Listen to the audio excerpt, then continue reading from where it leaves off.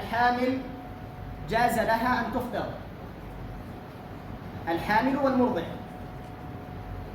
الحامل والمرضع جاز لهما الفطر. إذا كانت الحامل تخاف على ولدها فقط يلزمها القضاء ويلزمها الفدية، ويلزمها الفدية، وكذا المرضع. تمام؟ الحامل إن خافت على ولدها من الإسقاط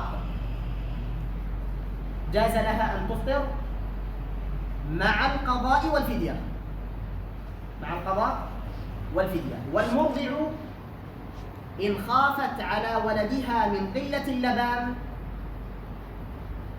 جاز لها أن تفطر مع القضاء والفدية، مع القضاء والفدية. لكن الحامل إن خافت على نفسها وعلى ولدها قضاء بلا فدية، قضاء بلا فدية. والمرضع إن خافت على نفسها وعلى قلة لبن ولدها قضاء